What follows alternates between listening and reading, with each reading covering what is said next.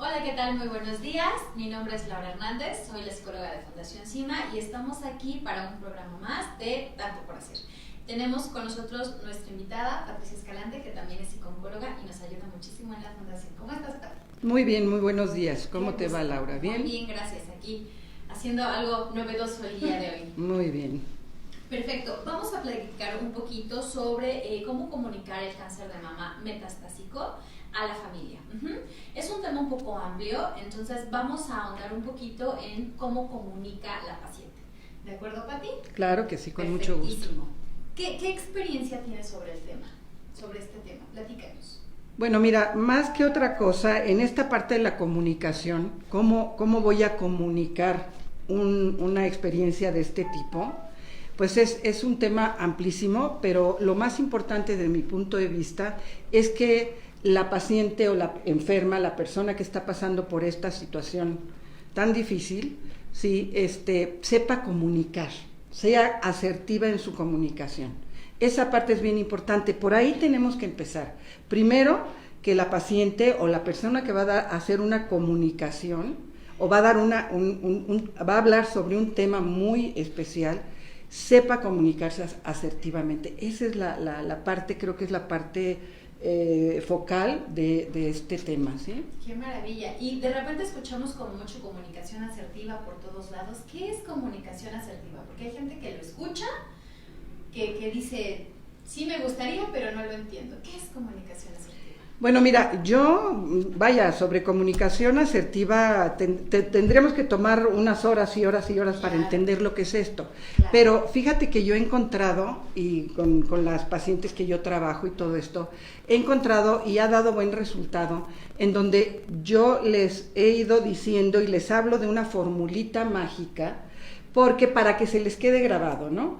Y es una formulita mágica que yo le puse así, pero esta información existe en cantidad de libros, de autores, psicólogos, psiquiatras y todo esto, ¿no?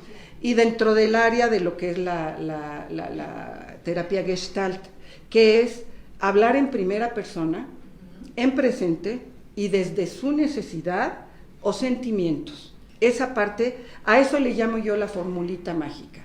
Primera persona, presente y desde las necesidades o sentimientos de cada uno.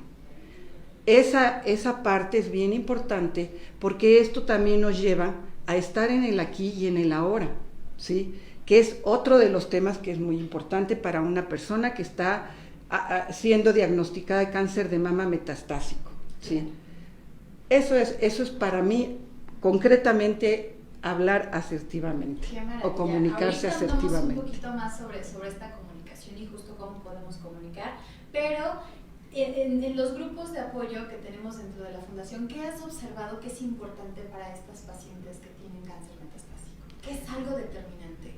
Bueno, mira, tanto como determinante, no podemos hablar de algo determinante para todas las pacientes porque esto es muy difícil, o sea, en mi experiencia, a través de los años que yo tengo de estar trabajando con personas con cáncer metastásico, de mama específicamente, encuentro que cada una de las personas, y todos sabemos que somos únicos e irrepetibles como seres humanos, y que de alguna manera cada experiencia que vamos viviendo, la vivimos desde nuestras propias circunstancias, desde nuestra propia personalidad, y no podemos dar una receta específica para cada una de las personas. Lo que sí te puedo decir es que he encontrado hasta polaridades, ¿sí?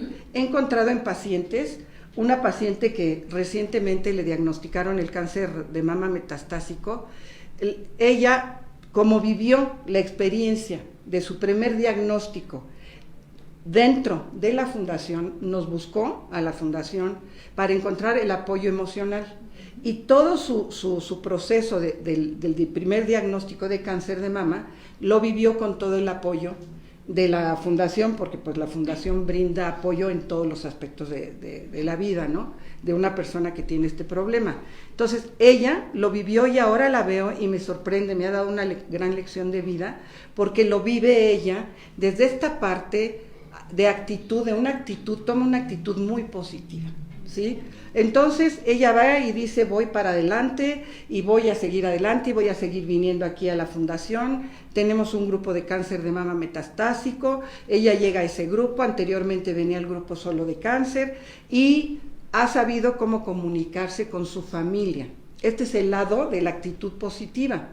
Tengo la otra experiencia, la experiencia de otra chica que ella, el primer diagnóstico de cáncer de mama, no tuvo ningún apoyo, no tuvo ninguna información con respecto a este cáncer, al primer diagnóstico.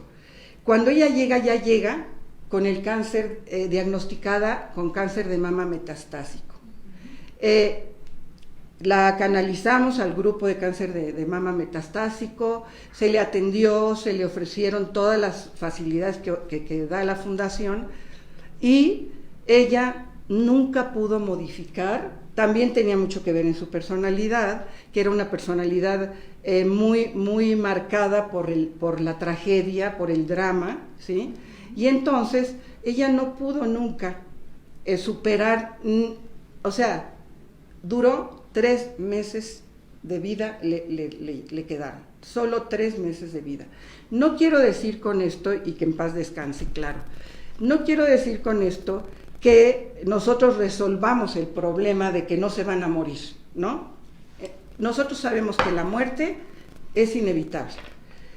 Lo que sí podemos nosotros decidir es o ayudar a que las personas que asisten a la Fundación CIMA nos aprendan a vivir en el aquí y en el ahora, ¿sí? En el aquí y en el ahora, porque todos los seres humanos tenemos la oportunidad de vivir el día de hoy. Y si todos aprendiéramos, no hablo nada más de las mujeres con cáncer de mama metastásico, aprendiéramos a vivir solo aquí y ahora, de verdad seríamos un planeta feliz. Pero bueno, parece que es utópico, ¿verdad? Pero en fin, estas son las 2 experiencias que tengo con respecto a cómo hay gran diferencia entre una persona y otra persona, dependiendo de personalidad, actitud, la forma de aprender a comunicarse asertivamente, en fin, esta es la experiencia que yo tengo, Laura. Claro, entonces la actitud positiva en general nos da muchos mejores resultados. Ah, no, por supuesto, esto está comprobadísimo ya, ¿verdad? Inclusive en el medio médico, ¿sí? Cuando nosotros asistimos a algún oncólogo en algún hospital para ayudarle a trabajar con alguna persona que tiene este tipo de diagnóstico, los médicos inclusive ahora ya están aceptando que haya un psicooncólogo para poder apoyar el área emocional y psicológica de sus pacientes, ¿sí? Y ellos están totalmente de acuerdo que la actitud positiva la lleva al enfermo a sobreponerse de muchísimas enfermedades y a veces hasta llegan a curarse.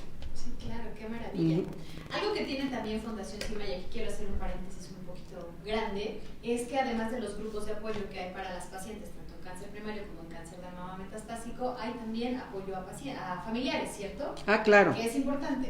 Sí, también hablamos de la familia, de cómo comunicarle a la familia este tema, y afortunadamente también en la Fundación tenemos grupo de apoyo para familiares con personas que padezcan o que tengan este tipo de problemas, ¿no?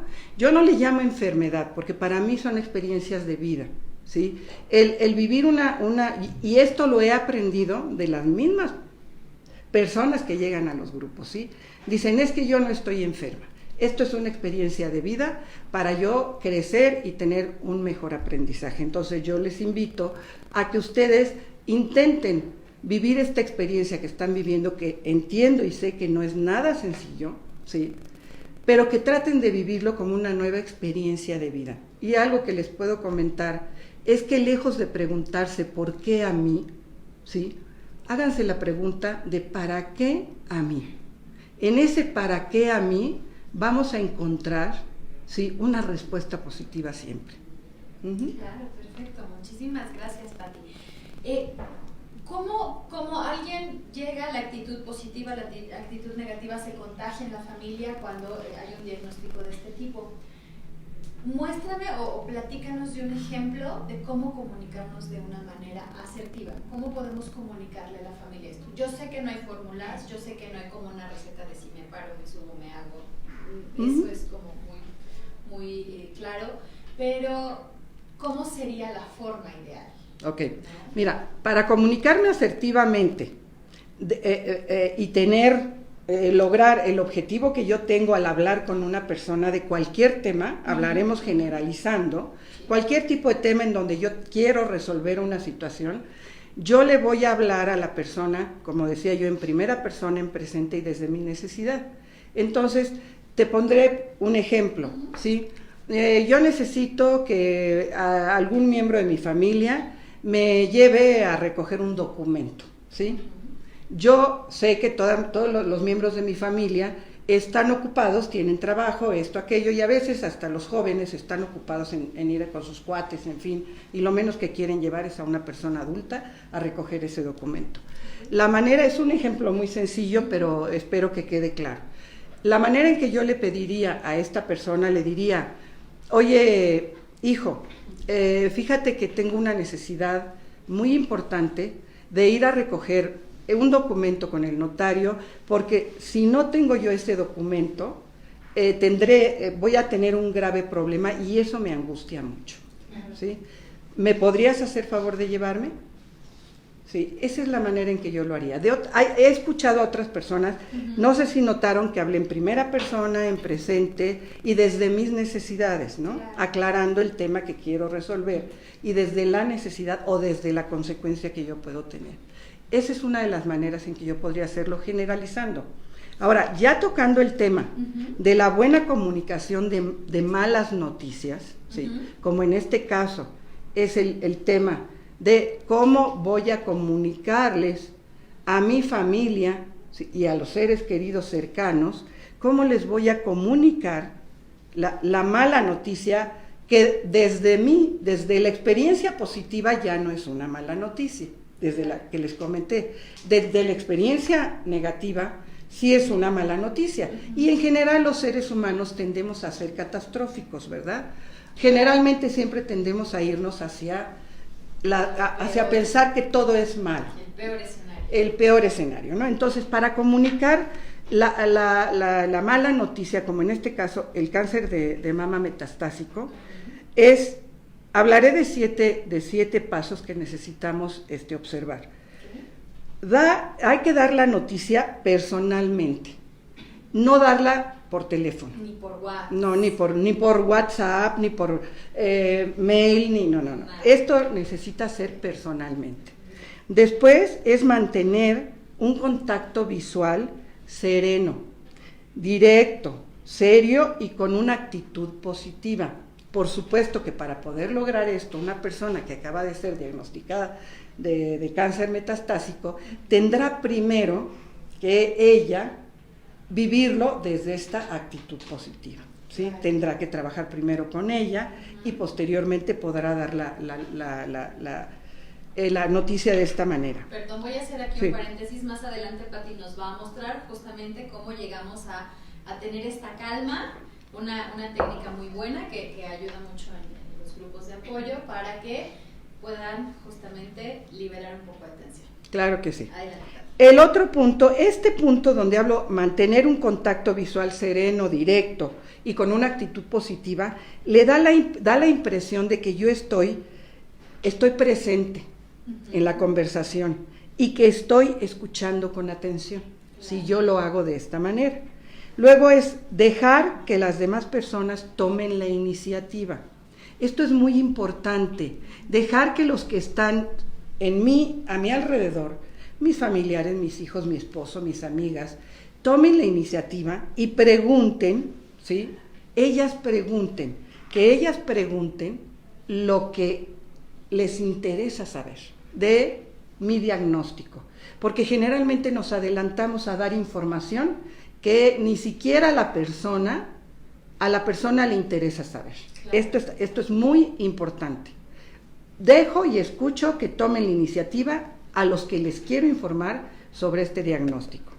Luego, escucha atentamente lo que dicen y cómo lo dicen. ¿sí? Porque yo me recuerdo de un chistecito de Pepito de hace 1000 años, ¿verdad? En donde el chiquito llega rápidamente, se los comento, llega y le dice al papá, oye, a la mamá, oye mamá, ¿qué quiere decir pene? La mamá se asusta, se pone nerviosa y dice, no, ve con tu papá. Y llega con el papá, ya se lo deben de saber, pero lo termino. Llega con el papá y le dice, papá, ¿qué quiere decir pene? Papá dice, Pepito, pero ¿qué es lo que está pasando? ¿Por qué usas esa palabra? Dice, no papá, es que lo que pasa es que el otro día el padre de la iglesia me dijo, reza para que tu alma no pene, ¿sí? Entonces, fíjense qué confusión se puede dar si nosotros no escuchamos lo que las demás personas quieren escuchar, ¿sí? Exactamente. Y con los niños, con mucho mayor razón. Pasa muchísimo. Sí, exactamente. Luego, el otro es procura sentirte bien en los silencios de la conversación. Ese es otro tema importantísimo. Claro. Generalmente, a mí me ha llegado a pasar, lo confieso. Cuando me quedo en una conversación o cuando estoy dando una terapia con algún paciente, si yo no tuviera este conocimiento, me intimidaría mucho el silencio. El silencio generalmente nos intimida mucho, Laurita. ¿Qué está pasando? Y estamos haciendo conjeturas de por qué no habla, está enojada, o está triste, o dije algo que molestó, ¿no? Hay que permitir que se den espacios de silencio. El silencio lo que hace, ¿sí?, ayuda a que enfoquemos nuestros pensamientos. Cuando nosotros estamos en silencio, enfocamos nuestros pensamientos y entonces podemos nosotros realmente seguir con esta información. Luego, también, el silencio confronta y permite expresarse mejor lo que se está pensando y sintiendo, ¿sí? Bien. Y por último, hay que ser uno mismo. Hay que tratar de ser uno mismo. Hay que tratar de no querer ser la mamá protectora. Hay que tratar de no ser la hija que no quiere lastimar a la mamá, que no quiere que sufra. Luego muchas veces las mujeres que viven esta experiencia, en lo único que piensan es en no informarle a la familia porque van a sufrir, ¿sí? Y bueno, este tema de la información hacia la familia, también les podría yo decir que es un tabú que se maneja, entre comillas, porque cuando sucede una situación de este tipo, un diagnóstico de cáncer de mama, ¿sí?, metastásico, en 2-3 días toda la familia sabe qué es lo que está pasando. Que está pasando algo especial en el ámbito familiar. Entonces es de vital importancia informarle a la familia, absolutamente a toda la familia, sobre esta situación, porque el riesgo que se corre al tratar de guardar el secreto es que cada miembro de la familia haga o piense y empiece a hacer su propia historia con respecto a lo que está pasando, y muchas veces se llega a tener historias catastróficas terribles y no enfocadas, ¿sí?, al tema real. Sí, entonces esta parte es bien importante. Claro, además si la familia está justo ideándose esta historia, generan como una angustia colectiva por separado, ¿no?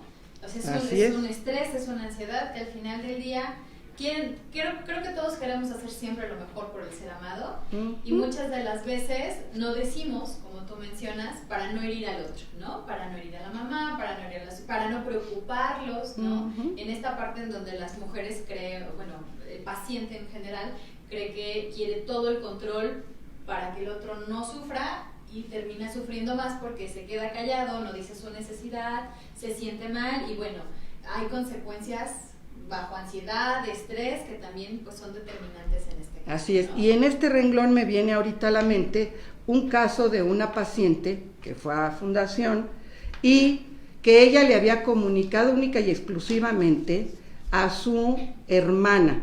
Tenía varios hermanos varones, su mamá y una hermana. La única que sabía de su cáncer era la hermana. Resulta que tenía un cáncer incurable, un cáncer en donde no había manera ni de hacer ni quimioterapia, ni radioterapia, nada, era solo esperar a que llegara el momento de su deceso. Entonces, esta chica vivía con la mamá, ¿no? Y de alguna manera ella decía, no le voy a decir a mi mamá porque no quiero molestarla, porque no quiero que sufra, porque no quiero que sepa. La única que sufría era la hermana, entre comillas. Bien, no les hago más larga la historia. Al final de cuentas, llegó un momento en el que esta chica ya cayó en un proceso de decadencia, tuvo que quedarse en su casa, le aplicaron lo que es tratamiento paliativo, ¿sí? Y al final de cuentas, la hermana me fue a ver a mí, porque me dijo, fíjate que ahora no sé cómo decirle a mi mamá de esta situación. Y les digo, las situaciones ocultas llegan, se vuelven una bola de nieve, y al final se sabe. Claro. Llevaron a la mamá, los hermanos fueron a verme, estaban muy molestos, muy enojados, que por qué no les habían comentado, y después llevaron a la mamá, y cuando entró la mamá a platicar conmigo, se sentó y me dijo, doctora, yo sé que mi hija tiene cáncer y que se va a morir. O sea, la señora sabía ya. Y todos estaban haciendo una historia y una situación de no le digan. Dice, y no sabe lo que he sufrido en silencio. Porque yo no sabía que otros miembros de mi familia sabían del tema. Entonces, he sufrido en silencio. Esta es una experiencia que yo viví en mi consultorio. Entonces, yo les invito a que no lo oculten, a que traten de hablarlo y de buscar, utilizar estos 7 pasitos que di para la cuestión de la buena comunicación a las malas noticias, de que utilicen la comunicación asertiva. Muy bien, voy a interrumpirte un poquito. ¿Sí? Mary nos pregunta, ¿recomiendas alguna actividad en familia una vez que se tiene un diagnóstico como este? Claro que sí, por supuesto que sí. Se recomiendan, hay muchas recomendaciones que se pueden hacer con respecto a actividades. Hay muchas actividades también que podemos realizar aún estando en un estado de cáncer metastásico, inclusive ya en un estado donde realmente los tratamientos, porque les vuelven a dar, en la mayoría de los casos, les vuelven a dar tratamiento. Ya sea quimio, ya sea radio, ya sea tratamiento inyectado, en fin, diferentes tipos de tratamientos. Y eso hace que la persona vuelva a sentir cansancio y a veces hasta un poco más de cansancio. Hago la aclaración, todo esto que estoy diciendo no quiero decir que les va a suceder a todas las personas que tengan este padecimiento.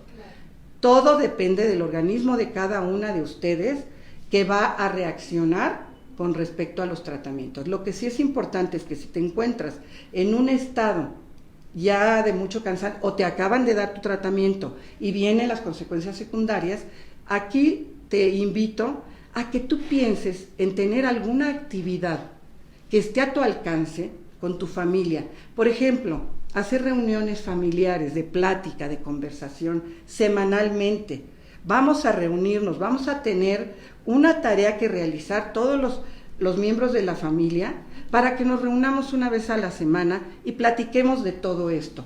Es preferible que tú estés presente, aún sentada, a que estés ausente totalmente. Ahora, hay diversas actividades dependiendo de la edad de los miembros de la familia, ¿sí?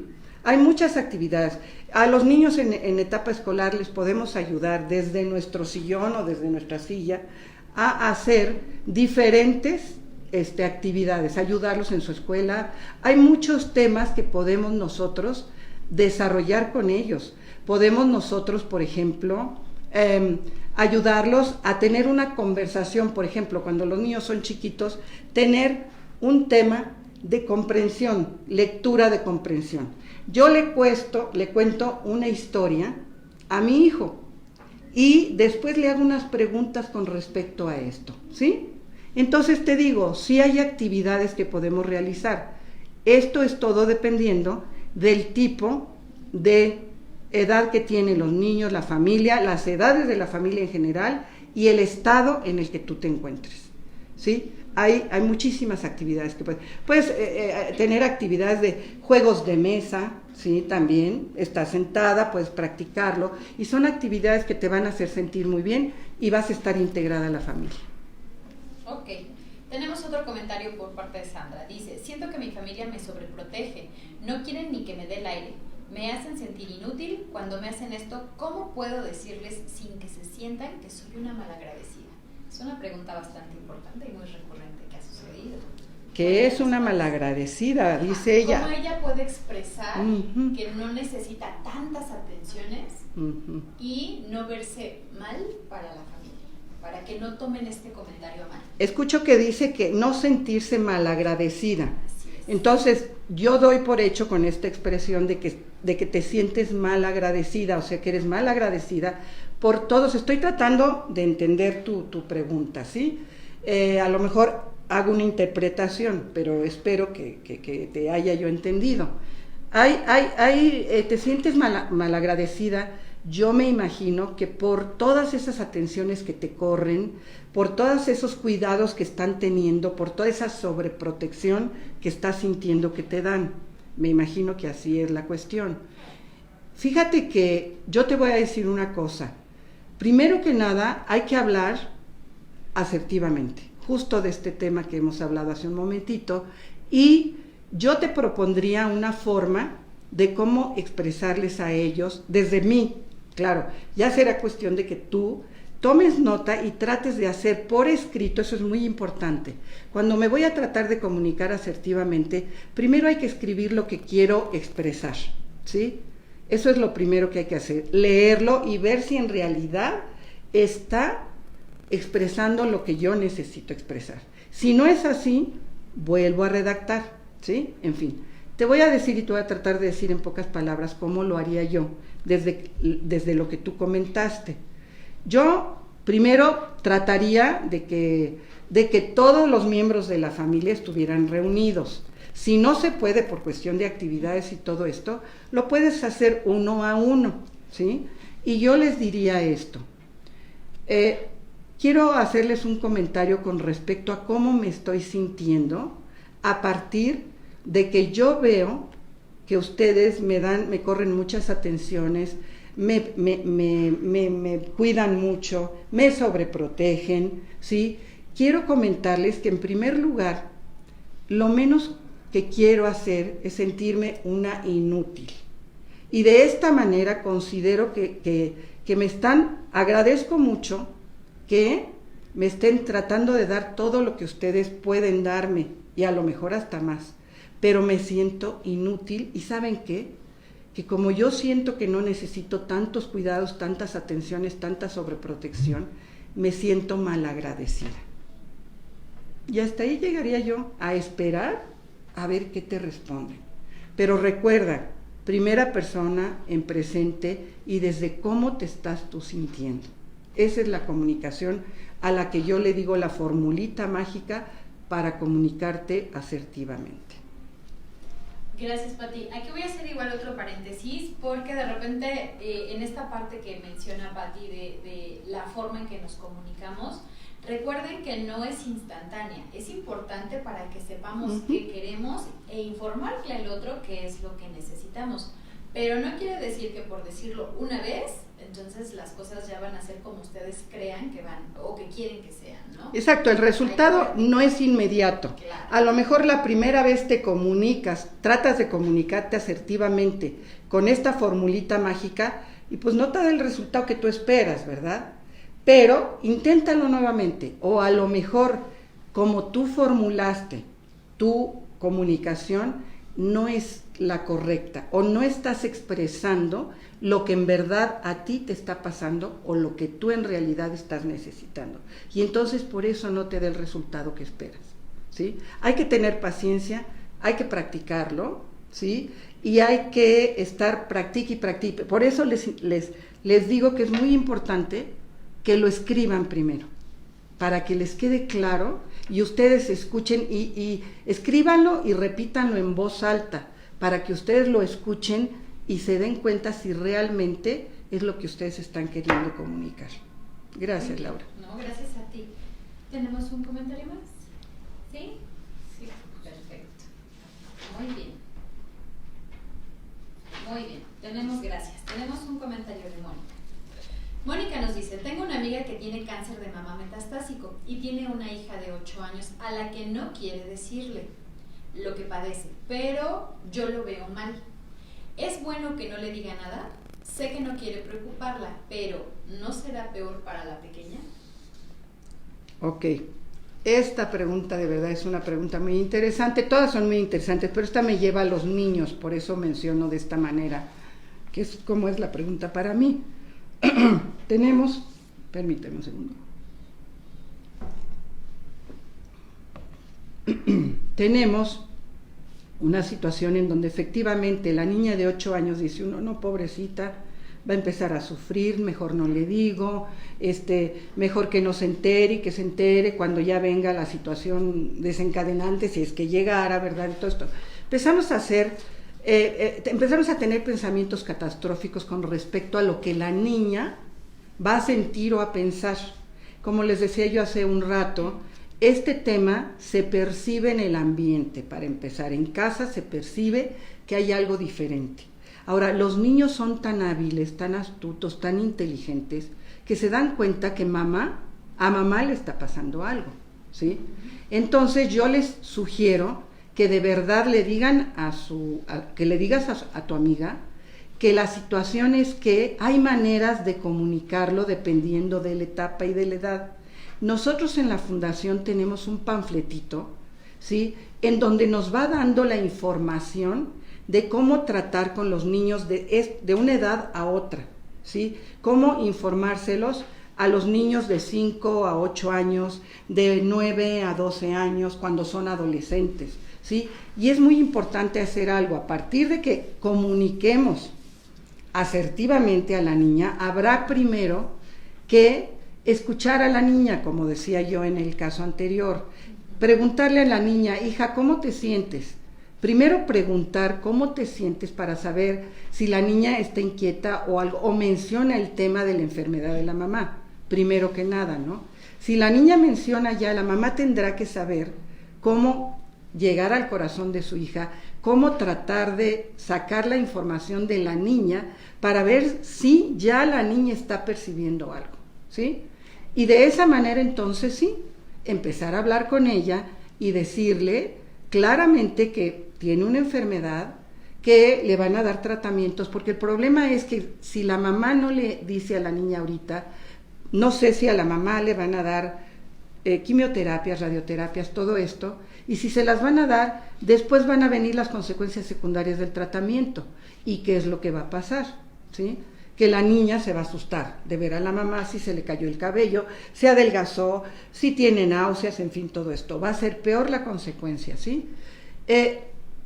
Son casos muy específicos, como les decía yo, son casos únicos e irrepetibles. En el caso de tu amiga, habría que platicar con tu amiga para saber qué es lo que le está pasando.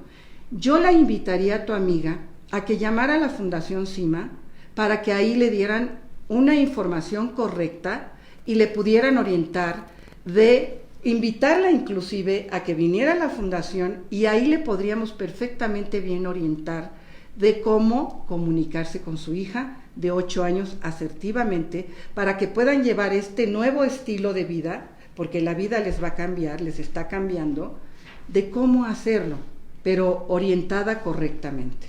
Justo tocando el tema que menciona Patti, acabas de dar, creo que en el clavo, cuando hablamos de cáncer de mama metastásico. De repente sonaría como una sentencia de muerte, como algo demasiado catastrófico. Hay gente que vive con cáncer de mama metastásico, sí, claro, y de una manera de calidad.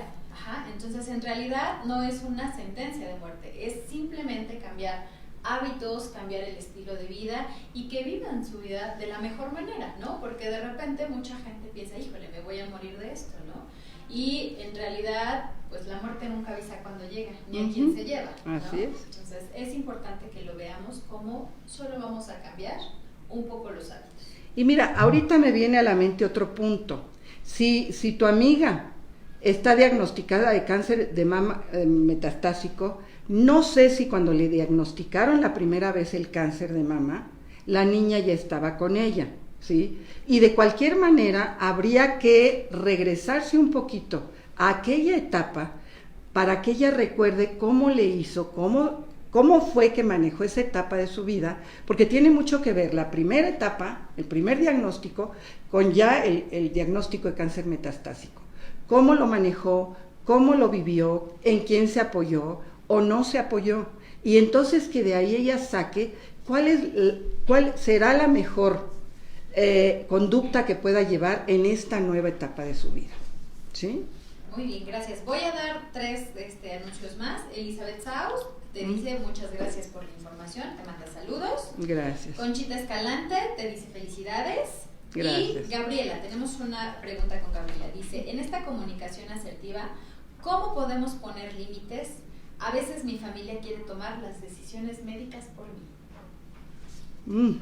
Caramba, ¿me la puedes volver a repetir? Porque claro hasta me sí. puse chinita. Sí, caray. ya sé, es bien recurrente esto. En esta comunicación asertiva, ¿cómo podemos poner límites? A veces mi familia quiere tomar las decisiones médicas por mí.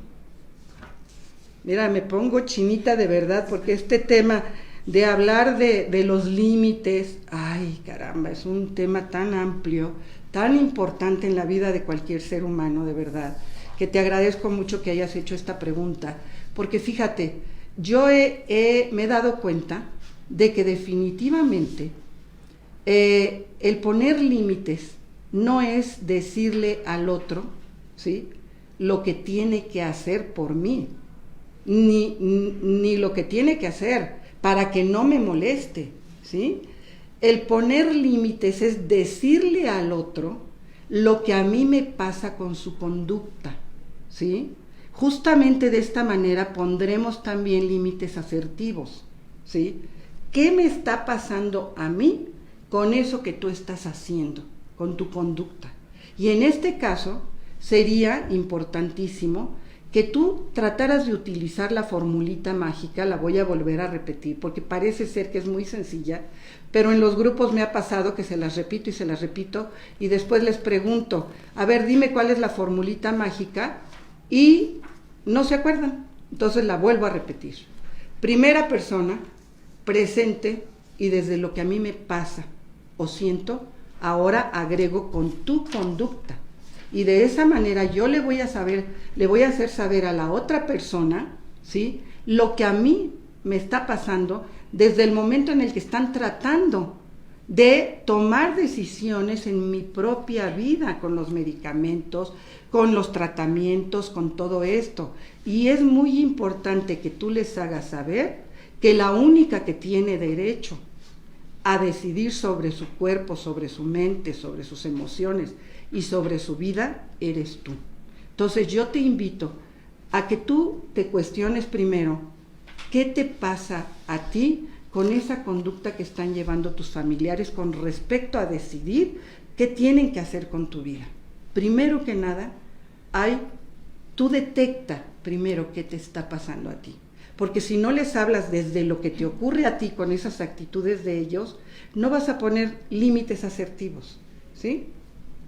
Y aquí me gusta poner este ejemplo que regularmente la mayoría decimos, ¿no? Cuando alguien o cuando reaccionamos ante la actitud de otro, regularmente con enojo, la respuesta es, me hiciste enojar. Uh-huh. Como si en el otro hubiera la responsabilidad y en realidad no es así, ¿no? No. Uno decide. El que se enoja es uno. Así y yo decido si con tu actitud me enojo o no. Esto es muy profundo, cuidado con esto porque es muy profundo. Muy bien.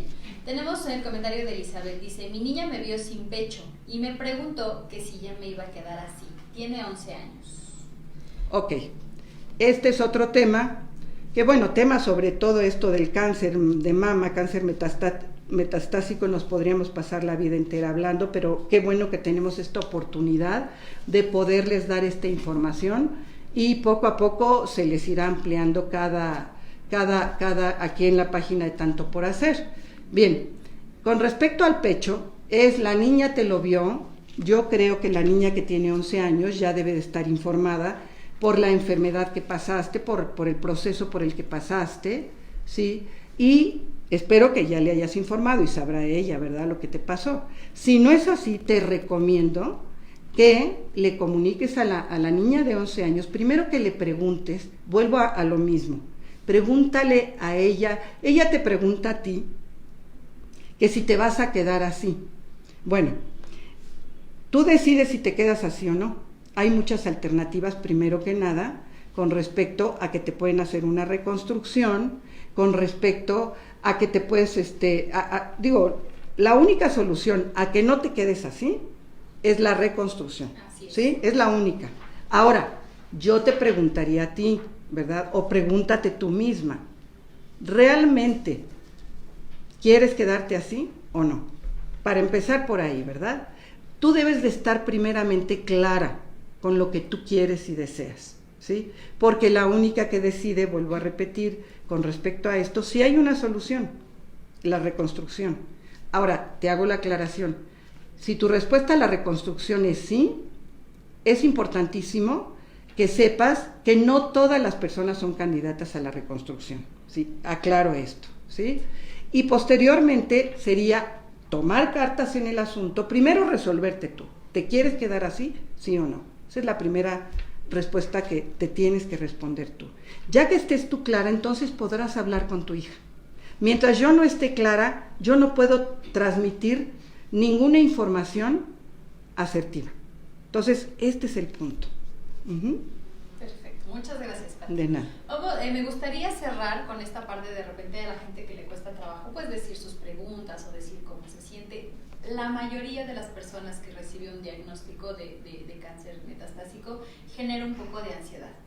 Una técnica, ya para cerrar estos últimos 5 minutos, que nos digas cómo podemos trabajar nuestra ansiedad, porque no es quitárnosla y no es no caso. Quitártela no se puede. No hay manera fácil, así rápido, no hay manera. Exactamente, no hay fórmulas de cocina, como nos encantaría, ¿verdad? Pero, ¿qué técnica nos gustaría ya para cerrar?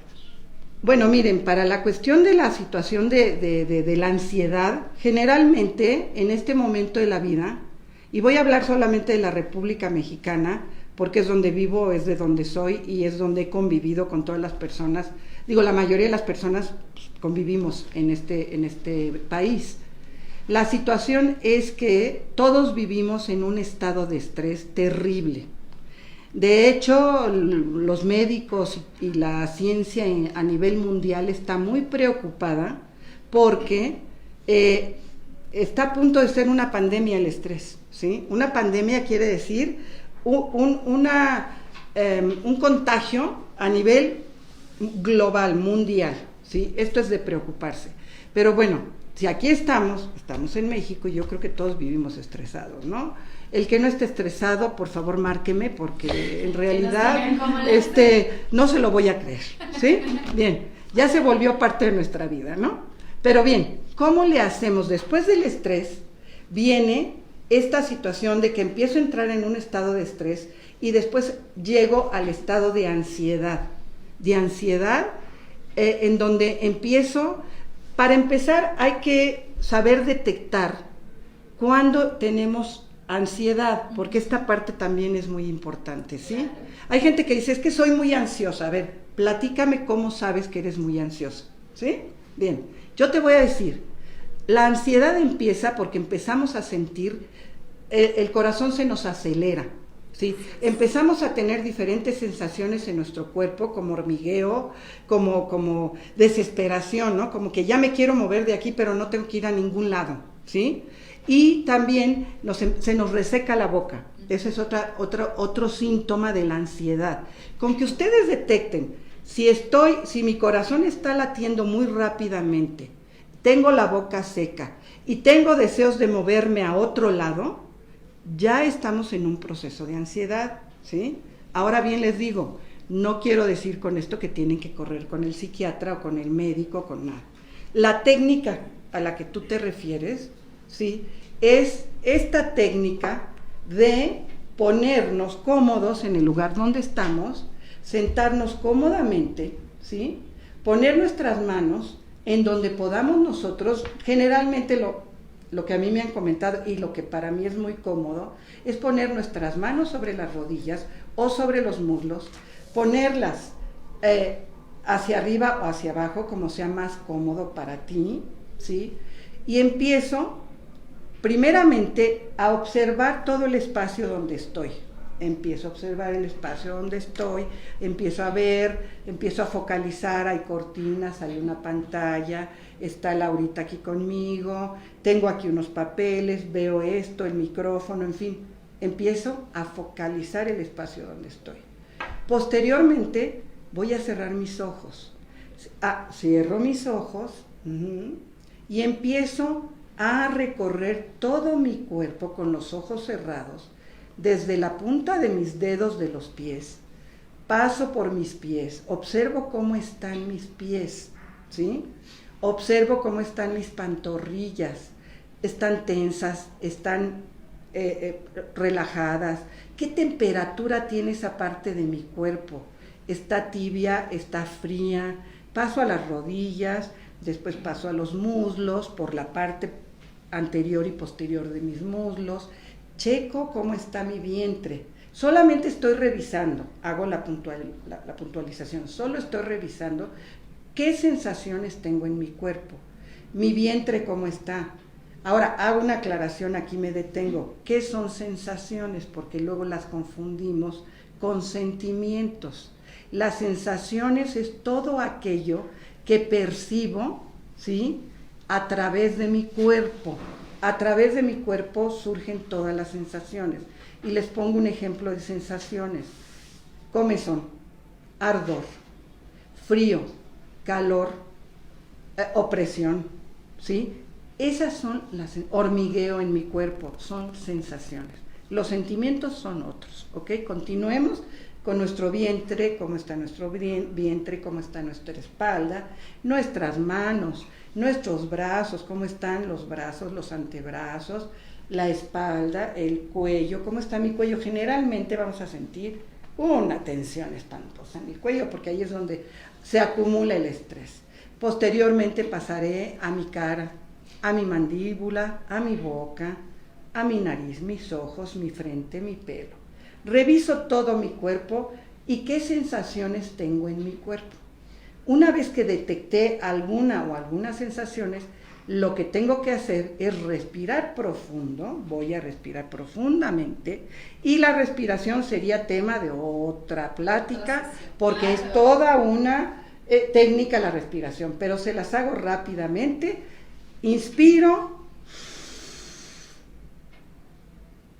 profundo y exhalo despacio, despacio, despacio, despacio. Y así lo hago 5 veces. Y cada vez que inspire, tenso mi cuerpo. Y a la hora que exhalo, suelto, suelto, suelto, suelto, suelto todo mi cuerpo. ¿Ok? Traten de hacerlo y verán con una respiración. Las invito a que lo hagan con una sola respiración y van a ustedes después, si son tan amables de platicarnos, cómo les fue con esta técnica. Perfecto, Pati, muchísimas gracias, de verdad es información importante, háganlo. Tenemos nada más un par de comentarios más. De Raquel Mora, no, creo que ya había repetido Raquel Mora, muchas felicidades. Esperanza Sigir dice muchas felicidades y saludos, Pati.